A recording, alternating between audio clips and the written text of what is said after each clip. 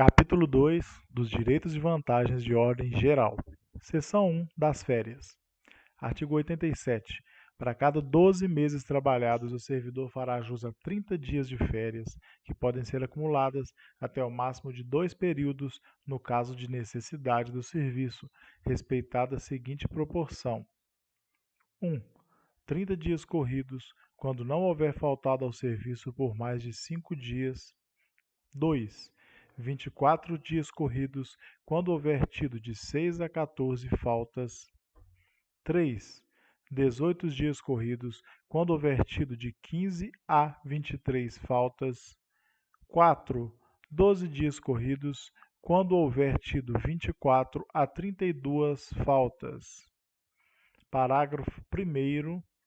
É vedado compensar nas férias as faltas ao serviço. Parágrafo 2º. Somente depois do primeiro ano de exercício em cargo público do município adquirirá o servidor direito a férias. Nos anos subsequentes e até o mês de outubro, o responsável pela repartição organizará a escala de férias do ano seguinte, que poderá ser alterada com autorização do secretário da pasta, respeitada sempre a conveniência do serviço. Parágrafo 3º.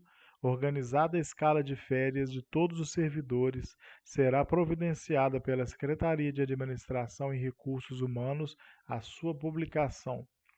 Parágrafo 4º. Não terá direito a férias o servidor que, durante o período de aquisição, permanecer em gozo de licença para tratar de interesse particular por período superior a 30 dias. Parágrafo 5º.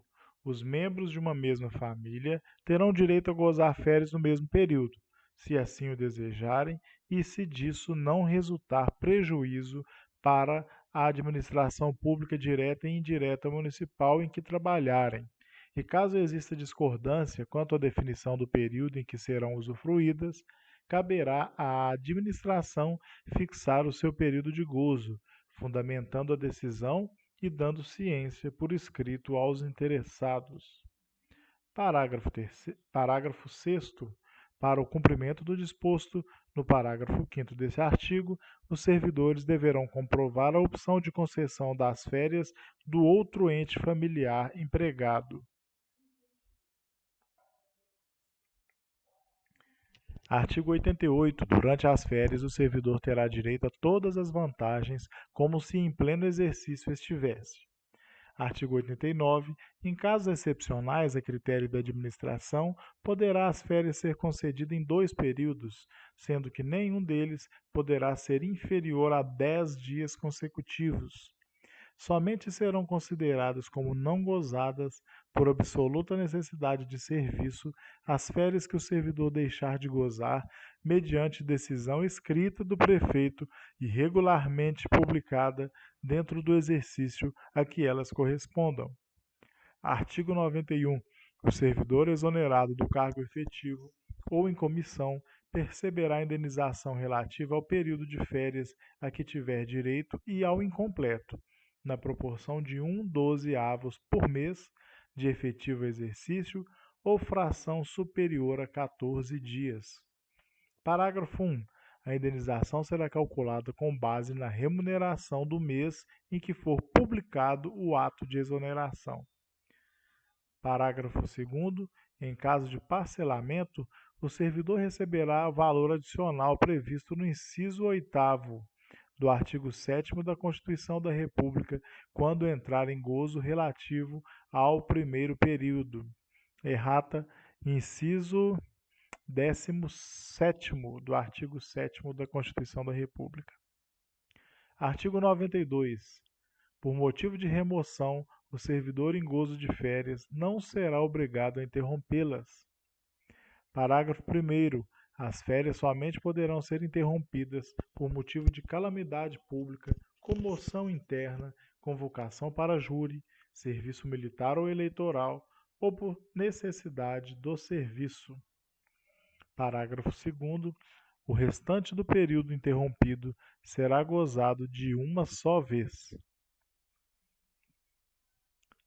Seção 2 das licenças. Subseção 1. Disposições preliminares. Artigo 93. Será concedida licença ao servidor: 1. Para tratamento de saúde. 2. Por motivo de doença em pessoa de sua família. 3. A gestante, a adotante e paternidade. 4. Para prestar serviço militar obrigatório. 5. Por motivo de afastamento do cônjuge ou companheiro. 6. Para tratar de interesse particular. 7. Para capacitação. 8. Para desempenho de mandato eletivo. Parágrafo único. Ao ocupante de cargo de provimento em comissão, não se considerará licença nos casos dos itens 2, 5, 6, 7 e 8 deste artigo. Artigo 94. Fim da licença, o servidor deverá assumir imediatamente o exercício do cargo, salvo prorrogação. Parágrafo 1º. O pedido de prorrogação deverá ser apresentado até 15 dias antes de findar a licença, sendo contado como licença, no caso de indeferimento, o período compreendido entre a data da conclusão desta e a do conhecimento oficial do despacho denegatório da prorrogação. Parágrafo 2º. Incorrerá em abandono de emprego quem, no item 6 do artigo 93, não retorne ao serviço ou não solicite prorrogação, ou ainda, tendo seu período de prorrogação indeferido, não assuma sua função. Artigo 95. A licença dependente de exame médico será concedida pelo prazo fixado no laudo ou atestado. Parágrafo 1º. Fim do prazo, poderá haver novo exame e o atestado médico concluirá pela volta ao serviço, pela prorrogação da licença ou pela aposentadoria. Parágrafo 2º. Na hipótese do servidor reunir condições para desempenhar outras atividades por recomendação da perícia médica, será aproveitado em função julgada compatível com sua limitação. Artigo 96. Serão consideradas prorrogação as licenças concedidas dentro de 60 dias contados do término da anterior. Parágrafo único. Para os efeitos deste artigo, somente serão levadas em consideração as licenças da mesma espécie. Artigo 97. O servidor não poderá permanecer em licença por moléstia por prazo excedente a 24 meses. Artigo 98. Decorrido o prazo estabelecido no artigo anterior, o servidor será submetido a exame e aposentado se for considerado definitivamente inválido para os serviços públicos em geral. Parágrafo único. No caso das doenças graves elencadas no artigo 79, o prazo previsto no artigo 79 poderá ser dispensado. Artigo 99. As licenças tratadas no inciso 5, 6, 7 e 8 do artigo 93 deste Estatuto serão concedidas pelo prefeito municipal e as demais serão deferidas pelo secretário de Administração e Recursos Humanos. Artigo 100. Serão consideradas como faltas injustificadas os dias em que o servidor deixar de comparecer ao serviço, ficando claro que, na hipótese de interpor recursos, deverá submeter-se à inspeção médica. Subseção 2 da licença para o tratamento de saúde. A licença para o tratamento de saúde será concedida a pedido ou de ofício. Parágrafo 1. Em qualquer dos casos, é indispensável inspeção médica. Parágrafo 2. Estando o servidor impossibilitado de se locomover, a inspeção médica será feita em sua residência ou em hospital. Parágrafo 3º. O servidor licenciado para tratamento de saúde não poderá dedicar-se a qualquer atividade remunerada, sob pena de ter cassada a licença. Parágrafo 4º. O exame para concessão de licença para tratamento de saúde será feito por junta médica do município. Parágrafo 5º. O atestado ou laudo passado por médico ou junta médica particular só produzirá efeitos depois de homologado por junta médica do município. Artigo 102. No curso da licença, poderá o servidor requerer exame médico caso se julgue em condições de reassumir o exercício. Artigo 103.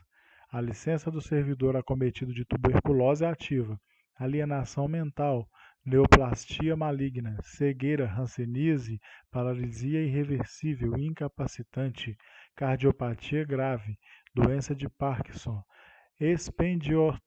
espendiolatrose anquilosante, nefropatia grave, estados avançados de Paget, será concedida após homologação da perícia com base nas conclusões da medicina especializada, quando não for o caso de concessão médica imediata da aposentadoria. Artigo 104. A licença para tratamento de saúde será concedida com vencimentos integrais e pelo prazo indicado no laudo. Voltando aí no artigo 103, o finalzinho é: quando não for o caso de concessão imediata da aposentadoria. Então, subseção 3. Licença por motivo de doença em pessoa da família. Artigo 105. O servidor ocupante de cargo de provimento efetivo deste município poderá obter licença por motivo de doença do cônjuge ou companheiro, dos pais, dos filhos, do padrasto ou madrasta e enteado ou dependente que viva às suas expensas e conste do seu assentamento funcional, exigida documentação passada por junta médica oficial. Parágrafo 1º. A licença somente será deferida se necessária a assistência direta do servidor. Parágrafo 2º. A licença de que trata esse artigo será concedida com vencimentos integrais nos primeiros 30 dias de afastamento, consecutivos ou intercalados, e com 2/3 da remuneração a partir do 31º dia de afastamento. A concessão de que trata esse artigo se dará até o limite de 180 dias, consecutivos ou intercalados, computados ao longo da vida funcional do servidor, independente da quantidade de licenças concedidas para esse fim.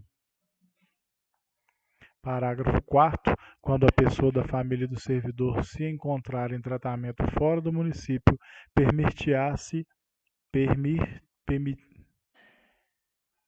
permitir-se-á a apresentação de atestado ou relatório médico que poderá ser homologado pelo Instituto de Previdência dos Servidores da Serra, IPS.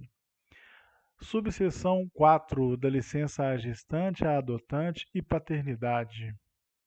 Artigo 106. A servidora gestante e a adotante será concedida mediante inspeção médica e certidão da Justiça, respectivamente, licença maternidade de até 180 dias consecutivos, com remuneração integral. Parágrafo 1º. Salvo prescrição médica em contrário, a licença maternidade de gestante poderá ser requerida desde o início do 8º mês de gestação, até o final do 1º mês após o parto. Parágrafo 2º. O tempo de licença será contado a partir da data do parto.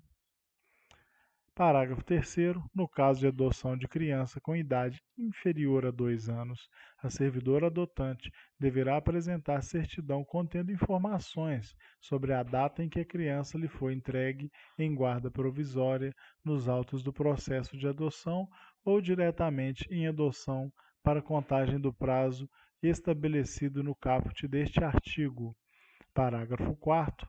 No caso de adoção de criança com idade entre 2 e 5 anos, o período previsto no parágrafo anterior fica reduzido à metade. Parágrafo 5º. A licença prevista no caput deste artigo será ampliada em 15 dias se a servidora apresentar laudo médico comprovando que ainda encontra-se amamentando seu filho. Parágrafo 6º. Até que o filho complete 6 meses de idade, a servidora terá direito a reduzir sua jornada de trabalho de 1 hora, desde que comprove com laudo médico que continua a amamentá-lo. Subseção 5 da licença para serviço militar. Artigo 107. Ao servidor convocado para o serviço militar e para outros encargos da segurança nacional será concedida licença, fazendo jus à remuneração do período. A licença, parágrafo 1º, a licença será concedida mediante comunicação por escrito do servidor ao responsável pela repartição, acompanhada de documento oficial que comprove a incorporação. Parágrafo 2º. Da remuneração descontar-se-á a importância que o servidor perceber na qualidade de incorporado, salvo se optar pelas vantagens do serviço militar. Parágrafo 3º. O servidor desincorporado reassumirá dentro de 30 dias o exercício de seu cargo, sob pena de perda da remuneração, e se a ausência exceder aquele prazo, de demissão por abandono do cargo. Artigo 108. Ao servidor oficial da reserva das Forças Armadas também será concedida licença, sem prejuízo de sua remuneração, durante os estágios previstos pelos regulamentos militares, quando não perceber qualquer vantagem pecuniária pela convocação. Parágrafo único. Quando o estágio for remunerado, fica assegurado o direito de opção. Para o vídeo não ficar muito grande, vamos aí deixar a partir daí para o próximo vídeo. Até lá!